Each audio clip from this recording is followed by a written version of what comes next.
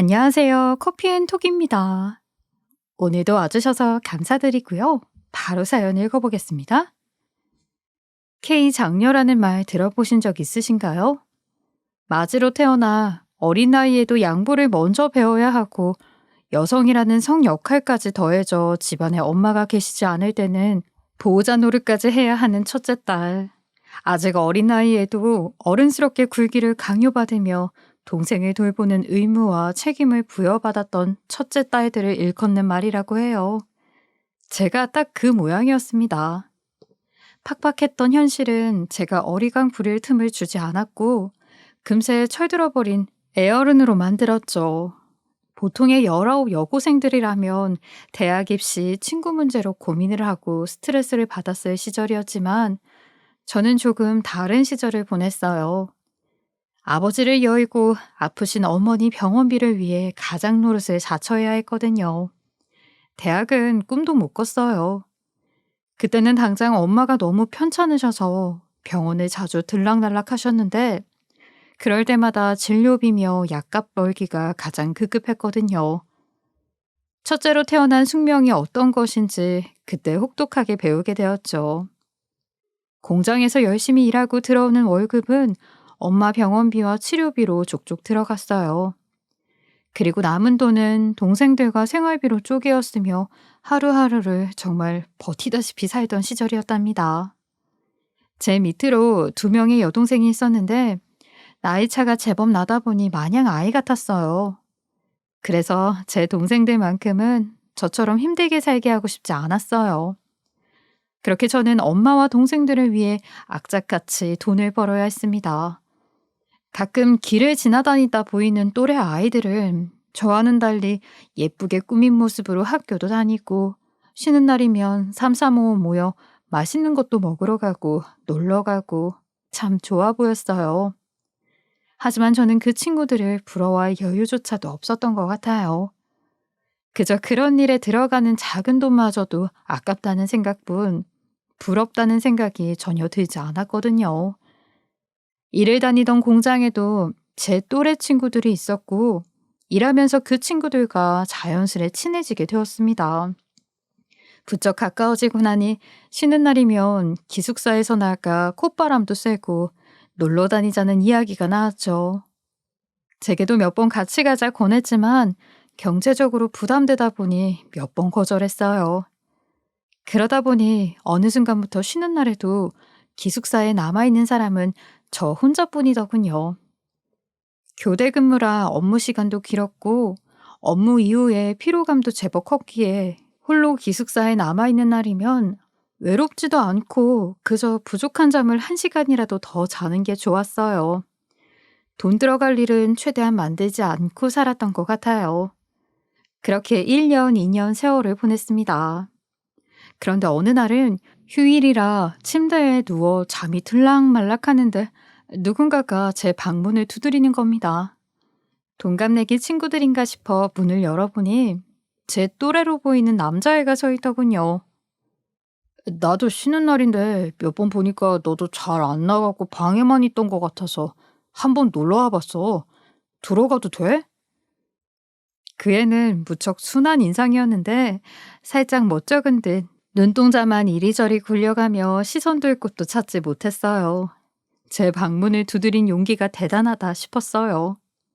나쁜 친구 같지는 않아 방문을 열어주며 들어오라 했죠. 그렇게 작은 기숙사 방 안에서 저희는 이런저런 이야기를 나누게 되었습니다. 너는 왜 대학 안 가고 공장에서 일해? 우리 집은 아버지가 많이 편찮으셔. 그래서 엄마랑 내가 돈 벌어야 하거든. 내가 장남이라서. 제가 묻지도 않았는데 조잘대며 먼저 본인 이야기를 슬슬 털어놓는 그 애가 신기했어요. 듣다 보니 저랑 처지도 비슷해서 정감이 갔어요. 나도 뭐 너랑 비슷해. 나는 아버지가 안 계셔. 근데 엄마가 많이 아프셔. 그래서 나 말고는 돈 벌 사람이 없어. 엄마가 간경화 판정을 받으셨는데 이제는 그 간을 쓸 수가 없대. 얼마 전에는 아예 병원에 입원을 하셨어. 다른 사람 간을 이식받을 때까지 기다려야 한다더라. 입원비도 그렇고 당장은 기증자가 언제 나올지도 모른대. 수술을 언제 할 수 있을지 모르니까 입원해서 기다리는 건데 입원비도 내야 하고 수술비도 미리 모아야 해. 동생들도 있는데 아직 중학생이라서 어려서 크게 도움은 안 돼. 걔들은 맨날 울기만 한다니까. 엄마 언제 낳느냐고. 엄마 이야기만 하면 맨날 울어. 그럼 또 달래줘야 해. 그래도 동생들만큼은 힘들지 않게 살았으면 좋겠어. 대학도 가면 좋겠고. 얼른 월급이나 올랐으면 좋겠다.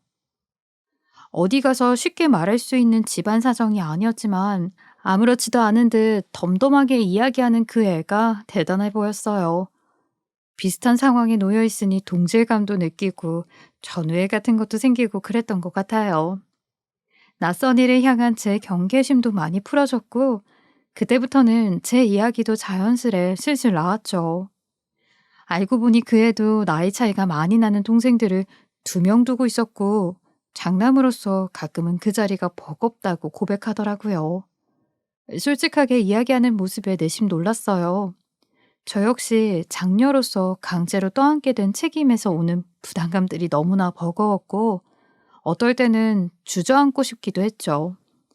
하지만 늘 마음속으로만 간직하고 차마 입 밖으로는 꺼낸 적 없었던 속 이야기들을 그 애가 시원시원하게 이야기해주니 혼자 속으로만 생각할 땐 마냥 무거운 주제였던 것들이 정말 아무것도 아닌 일처럼 들리더군요. 마음이 한결 가벼워지는 듯 했어요. 그렇게 저희는 처음 만난 날 각자의 이런저런 이야기도 나누고 동생들에 대한 이야기도 하며 위로하고 위로받고 거의 밤이 새도록 떠들었어요. 그렇게 저희는 장남, 장녀끼리 도와야 한다며 일하는 와중에도 서로를 살뜰하게 챙기는 좋은 직장 동료 사이가 되었어요. 처음에는 인간적으로 생기는 호감이었어요. 그 애와 많이 친해졌을 때쯤 자기 아버지가 암이 많이 호전되어 퇴원하셨다는 이야기를 해주며 표정이 한층 밝아 보였어요. 이제는 전만큼 악착같이 돈만 보고 살지 않아도 된다며 한결 가벼워진 마음으로 웃더라고요. 그렇게 저희는 서로의 동생들과도 종종 만났고 더욱더 가까워졌어요. 하루는 그 아이의 동생들이 저를 너무 좋아한다며 이제는 제가 그냥 가족 같다고 이야기하는 겁니다.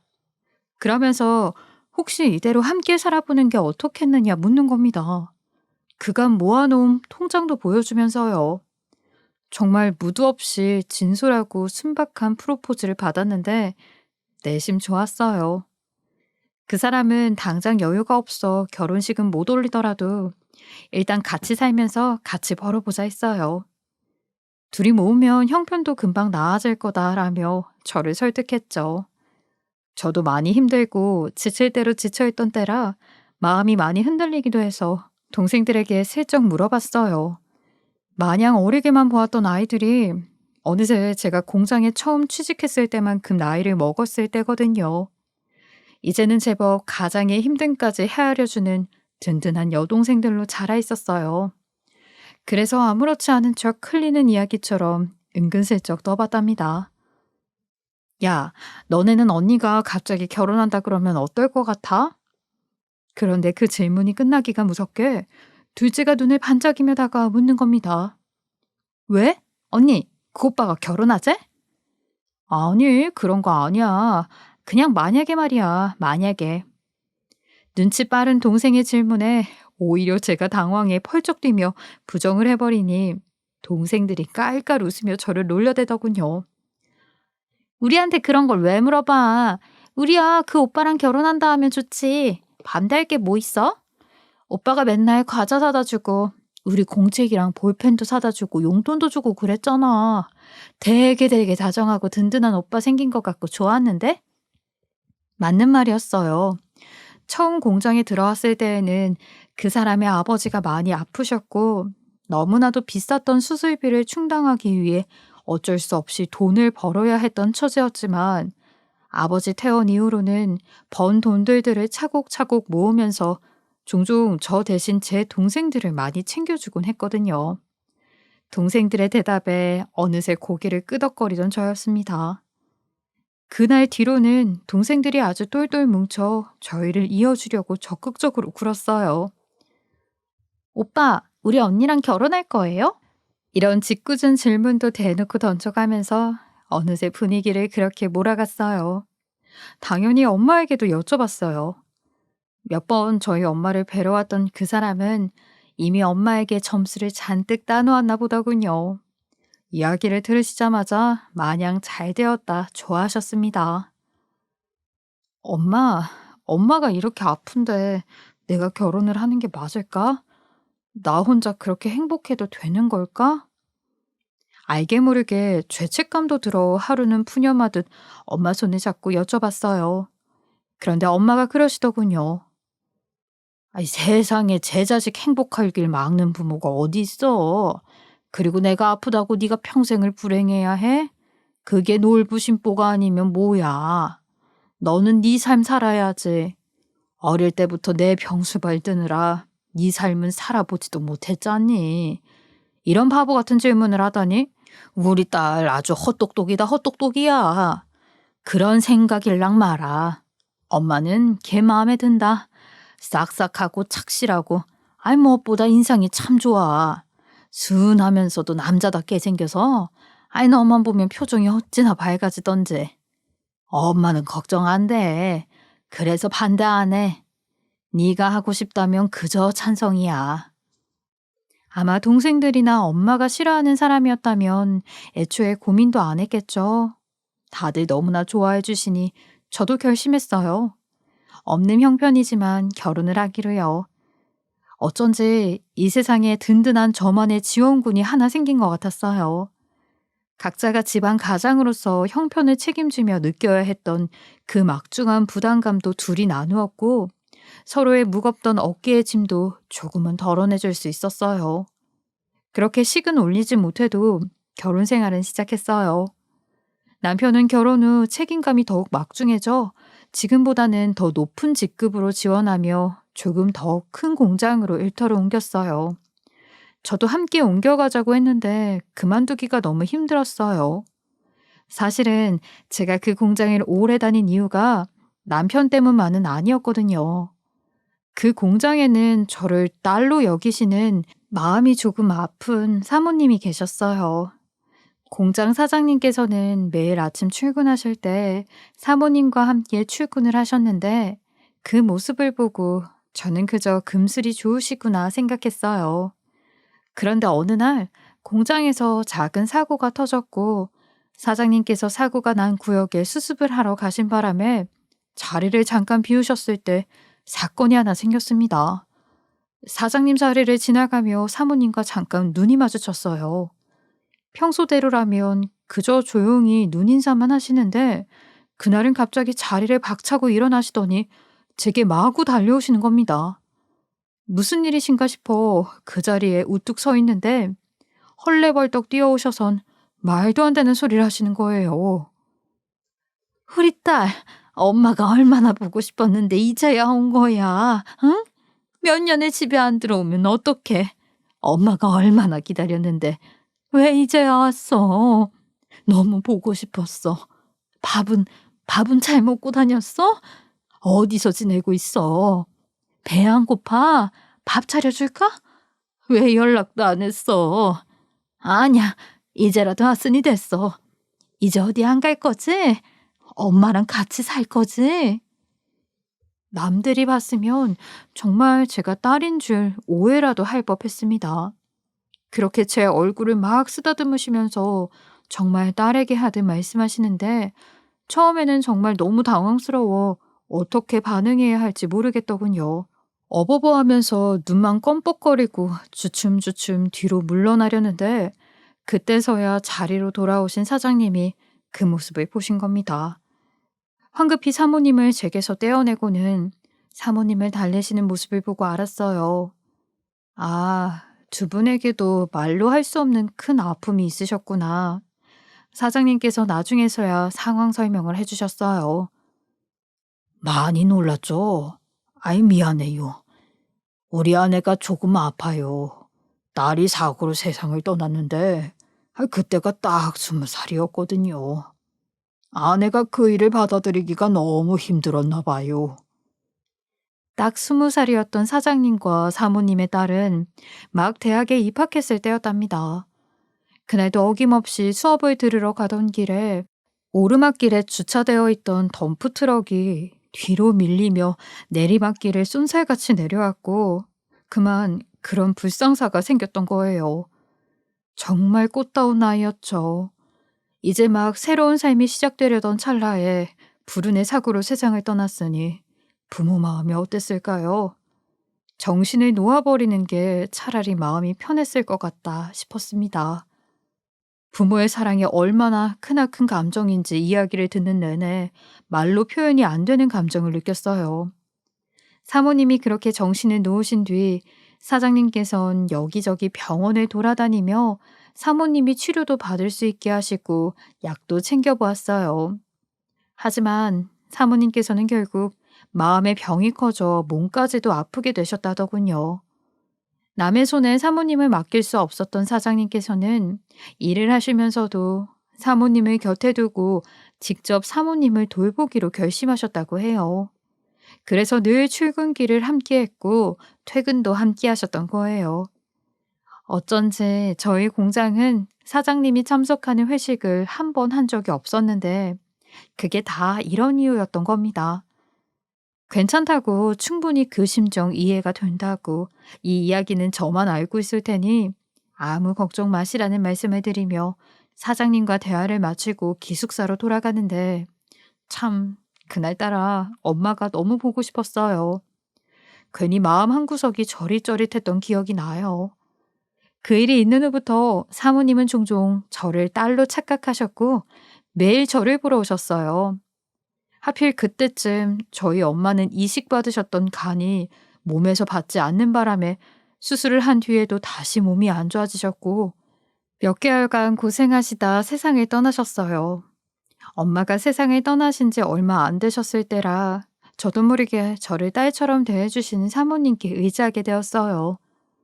머릿속으로는 사모님이 가엾고 불쌍하니까 받아주는 거라고 합리화했지만 마음 한쪽에선 이러면 안 된다. 전부 허상이고 사모님은 제 엄마가 아니니 의지하면 안 된다 외쳐댔습니다. 아닌 걸 알면서도 엄마를 그리워하는 마음에 제 스스로가 저를 속였던 것 같아요. 사모님을 자꾸만 받아주면서도 사모님을 위해서 그런 거라고요. 얼마 뒤 이 일을 알게 된 남편은 진지하게 공장을 그만두는 게 어떻겠느냐 물어봤어요. 너도 물론 힘들고 기대고 싶은 마음이 있을 테고 돌아가신 장모님 생각에 매몰차게 내치지 못하겠지. 알아. 그런데 만약에 나중에라도 그 사모님이 정신이 돌아와서 네가 자기 딸이 아니라는 걸 알게 되면 그때는 어떻게 할 거야? 그때 그 상실감을 네가 책임질 수 있겠어? 사모님은 딸을 2번 잃는 심정이시지 않을까? 아마 네가 지금 이렇게 받아주는 게 나중에 더 큰 상처가 되어 돌아오실 거야. 남편 말이 맞았어요. 하지만 여전히 엄마를 잃은 그리움에 이성이 반쯤 나가 있던 저는 제가 사모님 딸인 듯 마치 사모님이 저희 엄마인 듯 정서적으로 자꾸만 의지하게 되었고 그 감정적 유대감은 걷잡을 수 없이 깊어졌어요. 그게 제게 좋은 영향을 준 것은 아니었어요.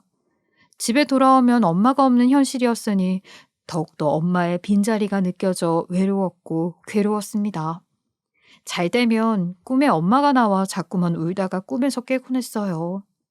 남편은 제 상태가 점점 안 좋아지는 걸 보곤 더 이상 참을 수 없었던지라 얼마 뒤 저를 대신해 공장으로 찾아가 퇴사 절차를 밟고 돌아왔어요. 사장님께서도 저를 위한 길이 아니란 걸 아셨는지 저를 보내주기로 하셨다고 남편이 말해주었어요. 그날 저녁 사장님께서 문자 하나를 보내주셨어요. 잠시였지만 정말로 우리 딸이 돌아온 것 같아 행복했어요.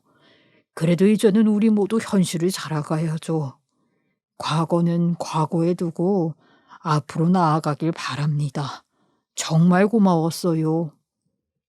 그 문자 하나에 마음이 먹먹하고 밤새 엉엉 울었어요.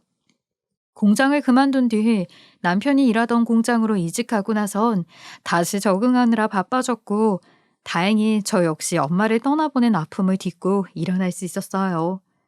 가끔가다 사모님께 받았던 사랑이 유독 그리워지던 때가 있었는데, 그건 시어머니를 만날 때였어요. 시어머니는 호칭만 시어머니라 부를 뿐 가족이라기보단 오히려 매 순간 남 같은 사람이었어요.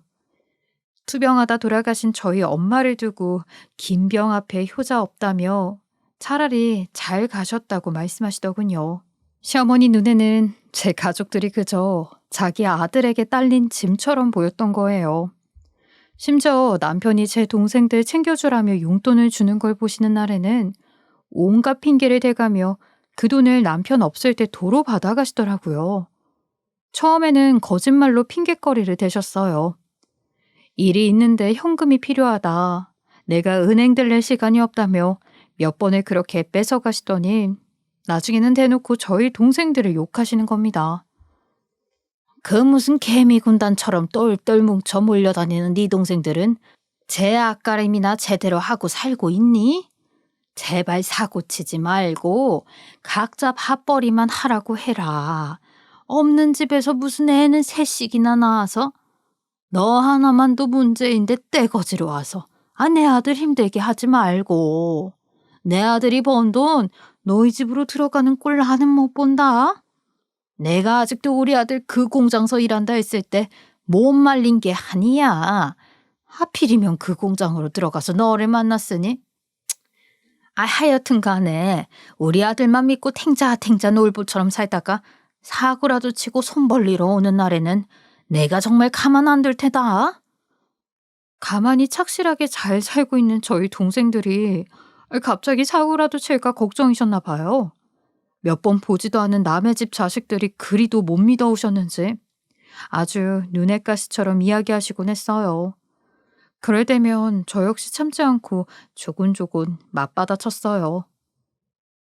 어머니 아들처럼 저도 집안 가장이었고 제 동생들 전부 그런 저 보면서 자랐어요.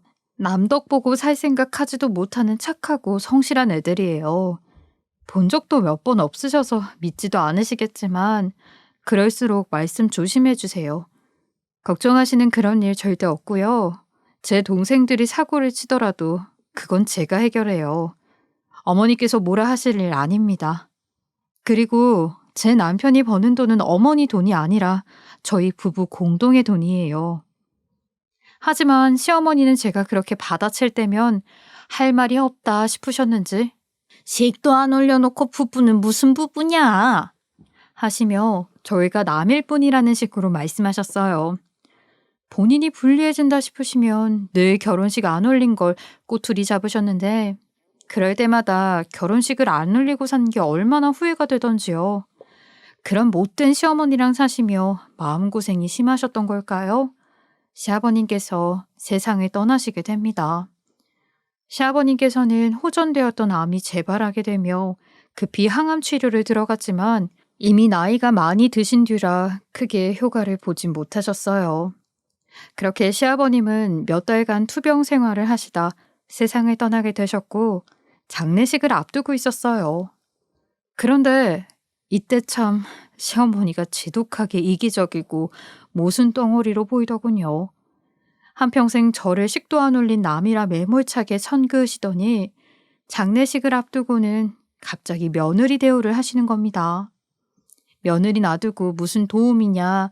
네가 조문객들 식사도 챙기고 하면 되는 걸. 애꿎은데 돈 쓰지 말라 하신 것도 모자라 제 조문객이 얼마나 왔는지까지 확인을 하시더라고요. 너 공장 사람들 말고 따로 지인들한테 연락해뒀니? 통장 계좌번호도 같이 보냈어?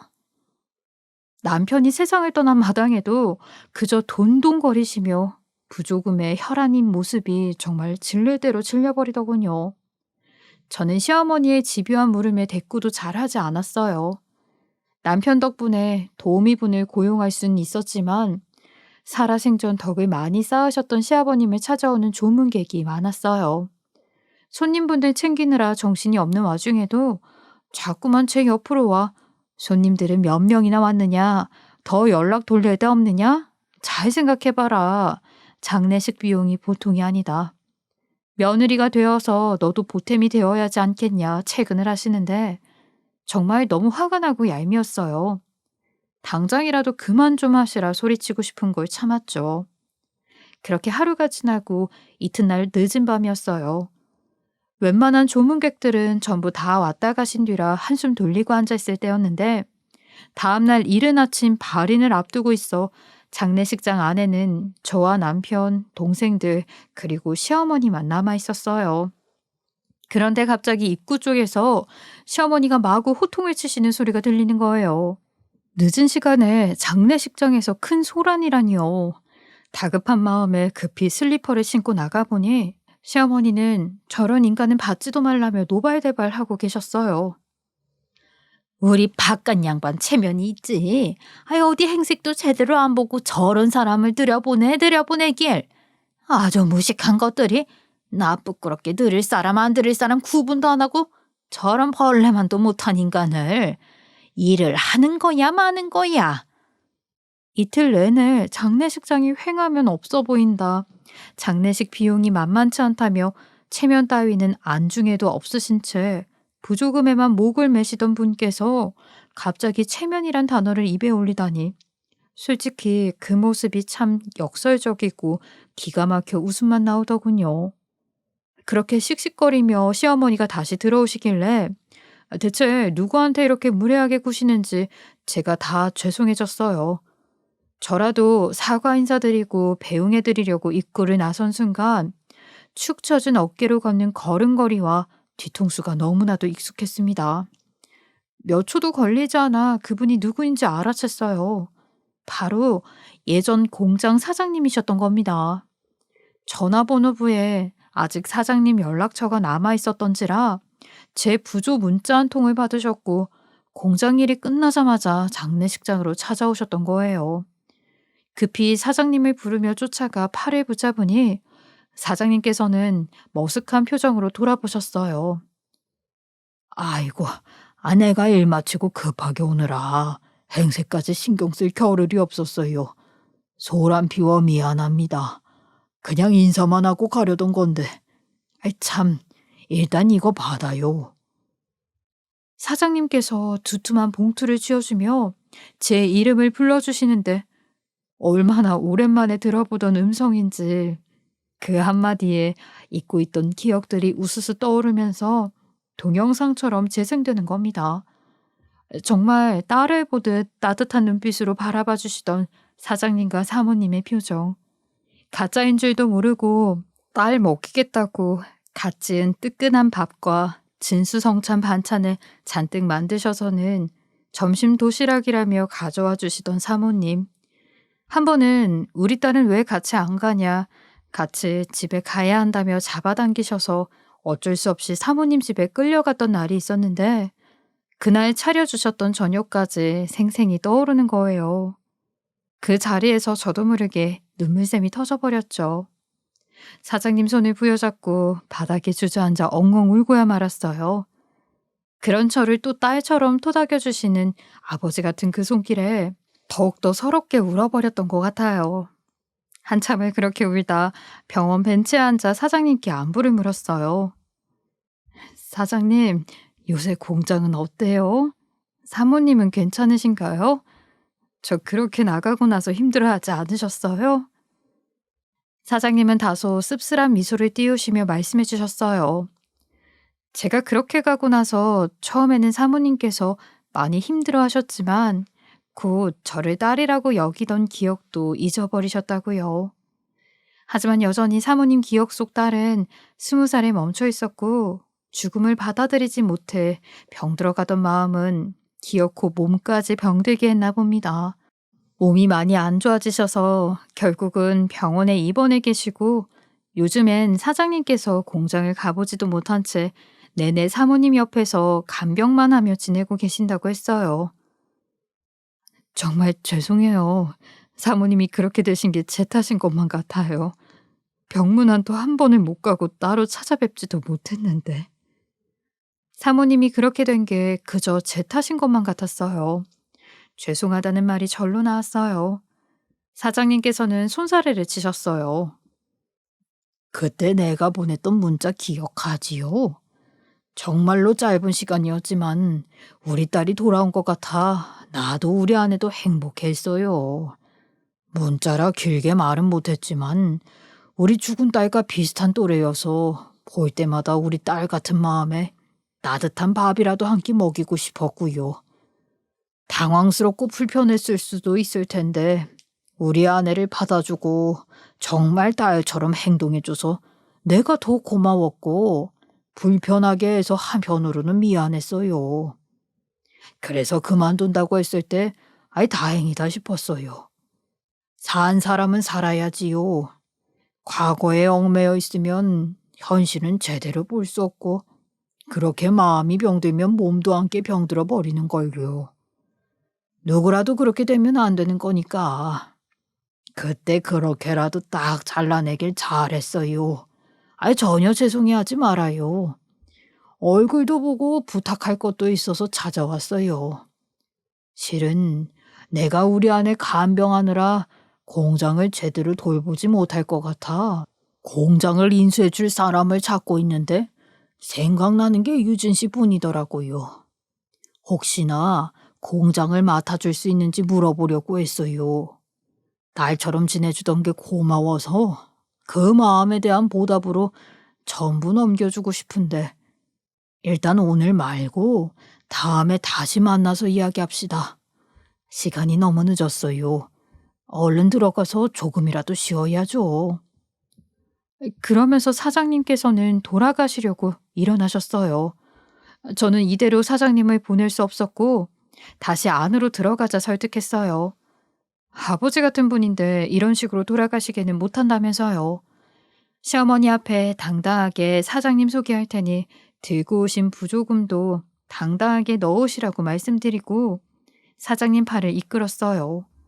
다시 들어온 장례식장에서 시어머니는 본인이 쫓아냈던 사람을 도로 끌고 들어온 저를 보고 자리에서 벌떡 일어나셨습니다. 아이 너 지금 뭐 하는 거니? 저 사람이 누군 줄 알고 다시 끌고 여길 들어오길. 잔뜩 노하신 얼굴로 걸어오며 언성을 높이는 시어머니 앞에서 저는 시어머니보다 더 큰 목소리로 당당하게 소리를 질렀어요. 말씀 잘하셨어요.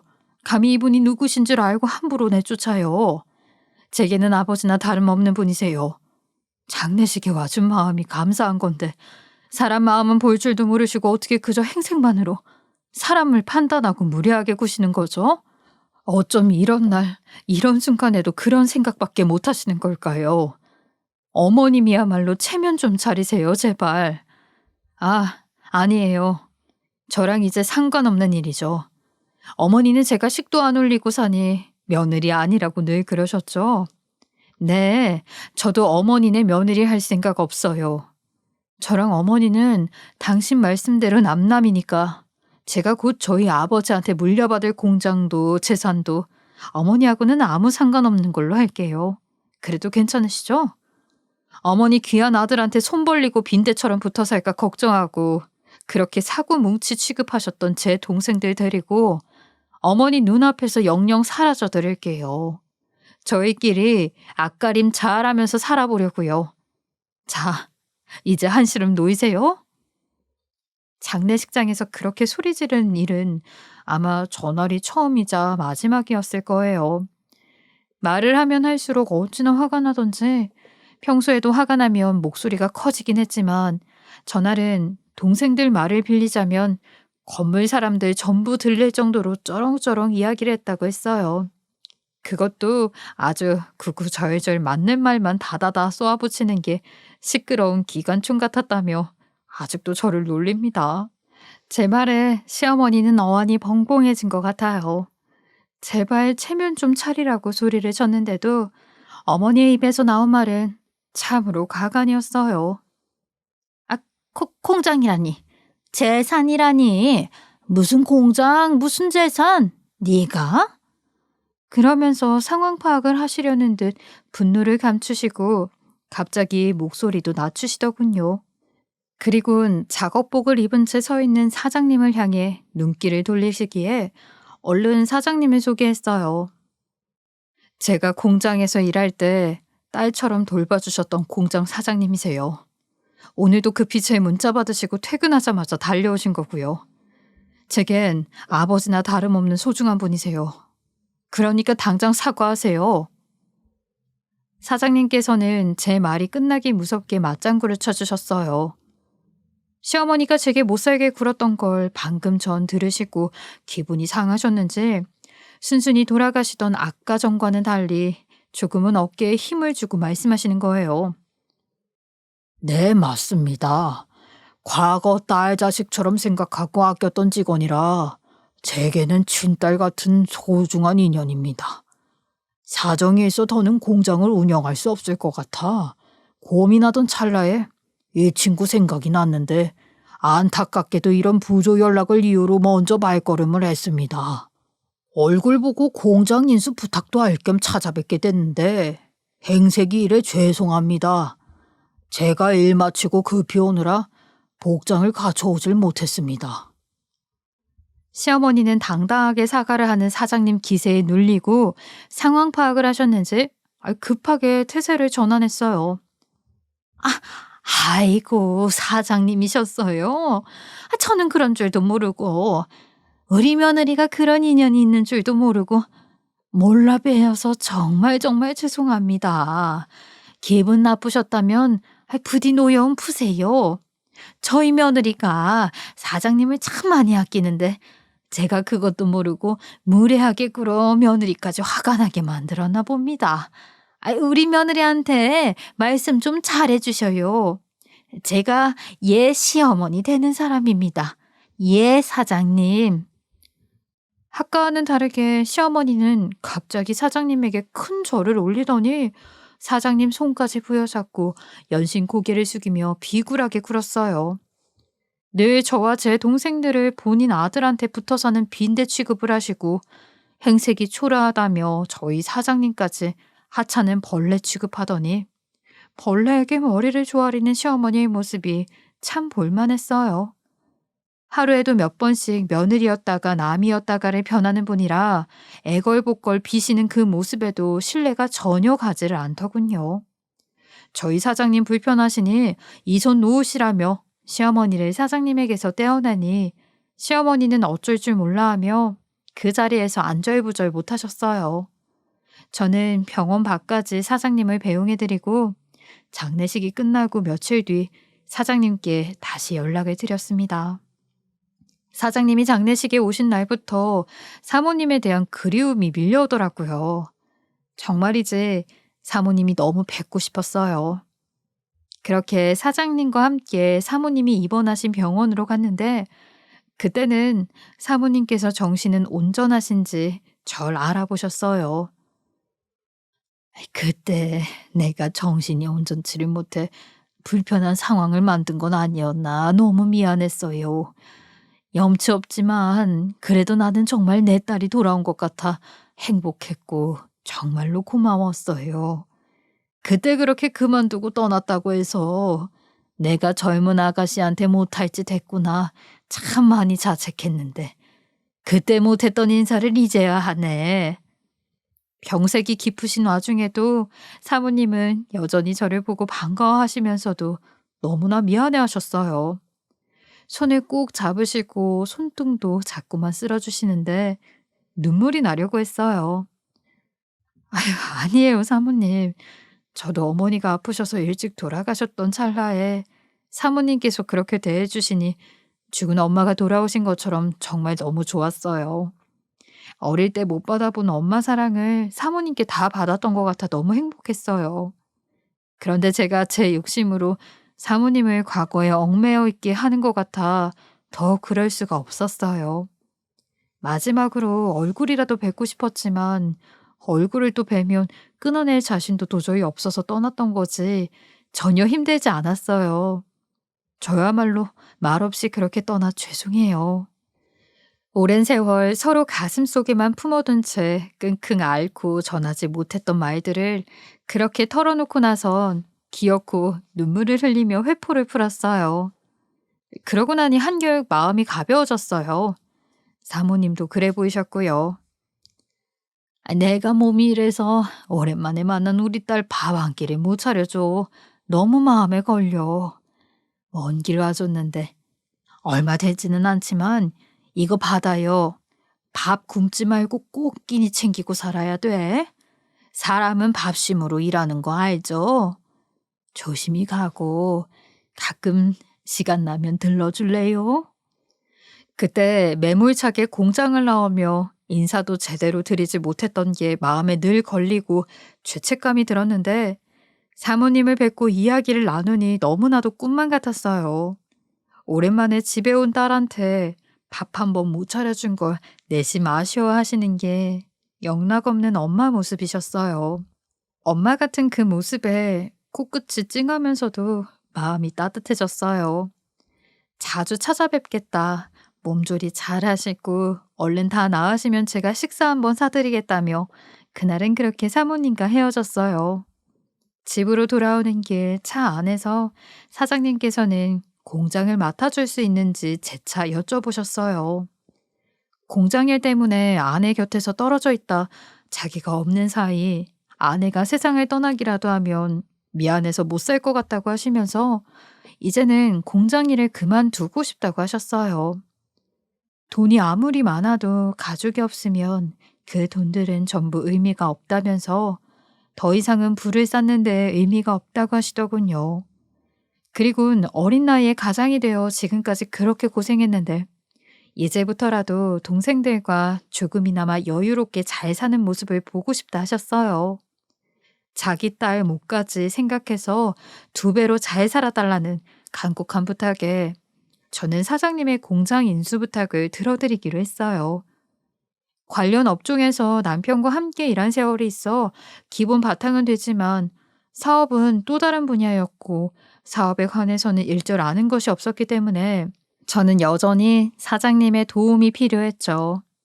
그렇게 사장님을 사업 스승님으로 모시면서 공장 운영을 하게 되었어요. 무언가 막히는 일이 있을 때면 찾아뵙고 조언도 구하며 참 많은 도움을 받았습니다. 그리 자주 뵙다 보니 정말로 아버지같이 느껴져 요즘은 종종 아버지 저 왔어요 하고 넋살을 떨기도 하며 가족처럼 지내게 되었어요. 가장 속이 시원했던 건 시어머니의 한풀 꺾인 태도였어요. 공장을 운영하게 된 제게 더 이상 시집살이도 폐악질도 부리지 못하셨죠. 남편은 그런 시어머니 대신 자신이 너무 미안하다 제게 사과를 했어요.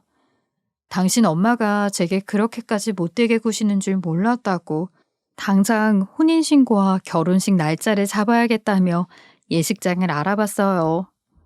경제적으로 여유가 생긴 저희 부부는 더 이상 시어머니와 함께 살 이유도 없었으니 분가하겠다며 아예 공장 근처 동네로 집을 구했어요. 남편이 시어머니에게 단단히 일러둔 것 같더군요. 다시는 저와 저희 동생에게 그런 말씀도 행동도 하지 말라고요. 한 번만 더 그러셨다간 어머니 다시는 안 볼 거라고 으름장을 놓았다며 제게 이야기해 줬어요. 그 덕분인지 분가할 때도 한층 수월하게 진행했죠. 더 이상 시집살이는 없었습니다. 시어머니의 모욕적인 말도 더는 들을 일이 없었어요. 모든 게 잘 풀리는 것만 같았죠. 사모님께서도 기적이 일어났거든요. 사실 병원에서는 사모님의 병이 깊어 마음의 준비를 해야 할 것 같다 했었던 터라 사장님께서도 많이 걱정하고 계셨어요. 하지만 사모님께서 저를 만나고 나신 뒤부터는 조금씩 기운을 차리셨다고 해요. 삶에 의욕이 생겨 보인다며 사장님이 참 좋아하셨어요. 사모님은 제가 병원에 찾아가는 날만 손꼽아 기다리시며 그동안 돌보지 않았던 자신의 마음도 챙기시고 몸도 함께 챙기시며 더디지만 점점 회복하고 계신다고 하셨어요. 그 이야기를 들으니 더욱 자주 찾아뵈어야겠다 싶었죠.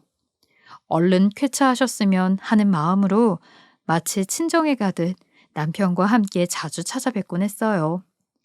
일이 아무리 바빠도요.